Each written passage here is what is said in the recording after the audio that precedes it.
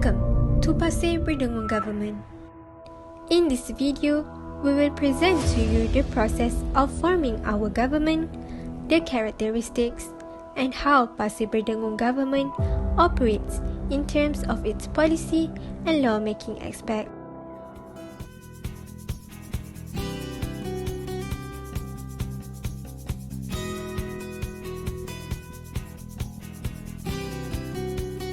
What is parliamentary? Have you ever heard about it? There are three main topics we are going to cover, which is what is parliamentary, types of executive, and parliamentary election. Without further ado, let's dive into each topic. Parliamentary system, also known as Westminster system, developed in the United Kingdom, in which the party who wins the majority seats in federal election will govern the country. Nominal executive is when the YDPA enjoy all power in relation to the executive authority of the federation, but exercise limited authority in governing the country. On the other hand, real executive, played by the Prime Minister, who carries out the actual day-to-day administrative activities of the country.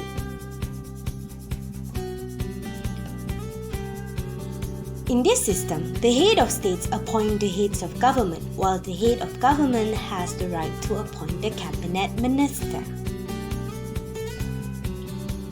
Parliamentary election. How does it work? Through voting. The parliamentary election includes the general election and by-election.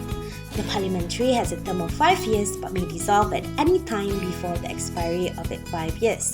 The general election must be held within 3 months of discussion of the parliamentary. Thank you and stay tuned.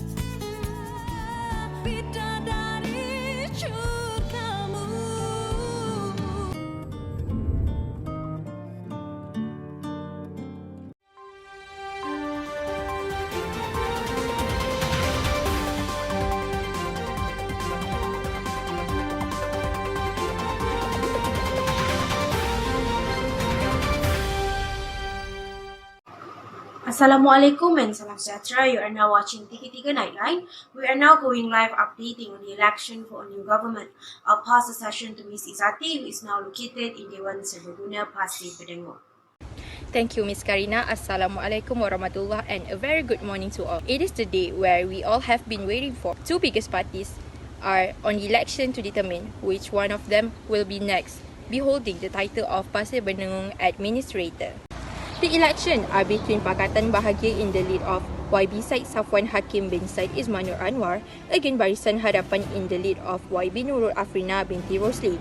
The two of the parties are now promoting their manifesto.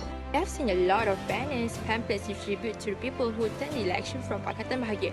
It seems like your party is more than ready to face the election. May I know what your hope for this campaign is?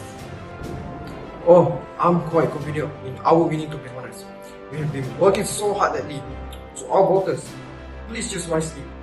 Hidup Pakatan. Mereka cakap Melayu. Glory Pakatan Bahagia. Amazing. We from Esro Awani wish your party a very good luck on the election. Assalamualaikum YB. May I take some of your time for an interview? Waalaikumsalam warahmatullahi wabarakatuh. Of course, sure. Okay. The existence of YB Afrina in this year's election is making the campaign 100 times more special than before, as YB Afrina is the first woman leader competing in the election representing Barisan Hadapan. Congratulations, YB. Oh, thank you very much for that. YB, may I know what is your hope for this election? Why, of course. Well, this year's election is actually a very important event for me and also my team.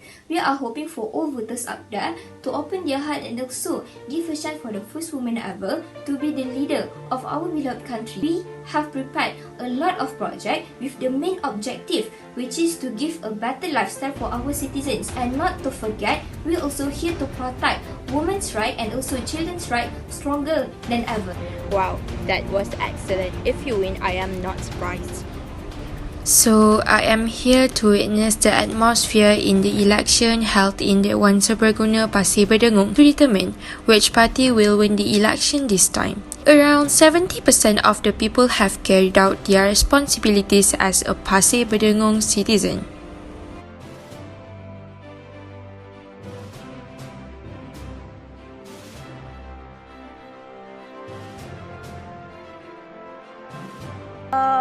I feel happy to have carried out my responsibility as citizens by participating in the election held this time. If it's true that Barisan Harapan win the election, I will be very proud of YB Afrina for being appointed as the first female leader in this country. And I think it is time for women to show what we got, and not only men can become a leader.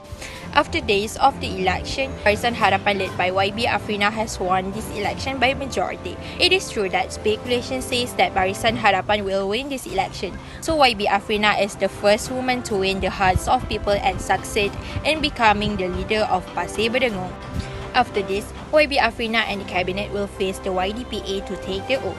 YB Afrina promised to take care of the message given by the people as best as possible and will lead the country towards a more developed country. We have come to the announcement of the winner. Congratulations YB Afrina on the winning. With this, YB Afrina is Pasir Berdengung's first woman leader to govern our country.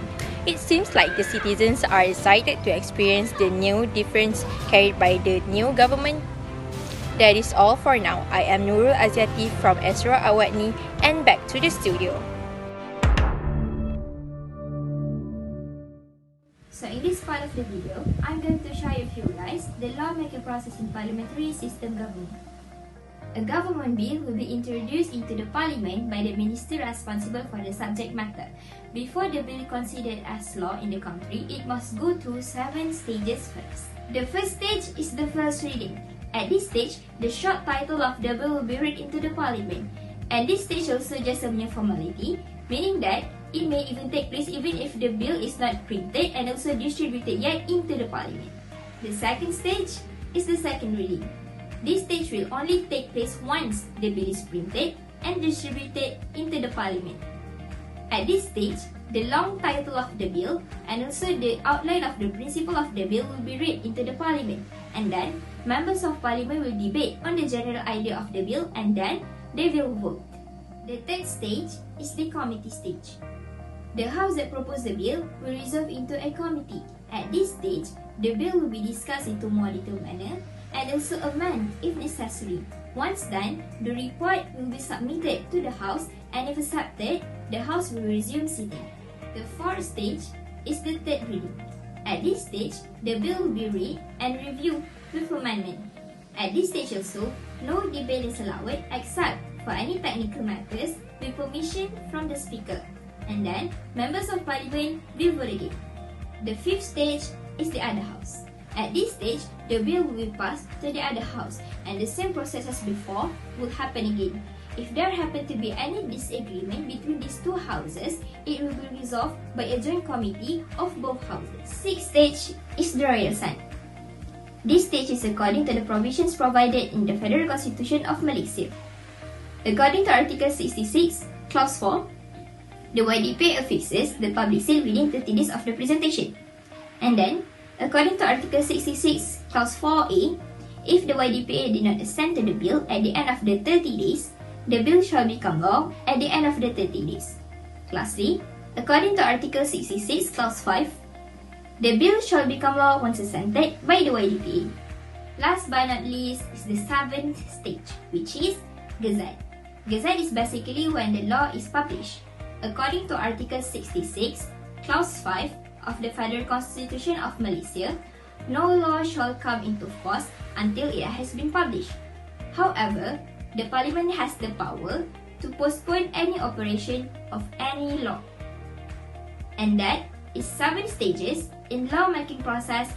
And this is also how the lawmaking process in our Pasir Berdengung government.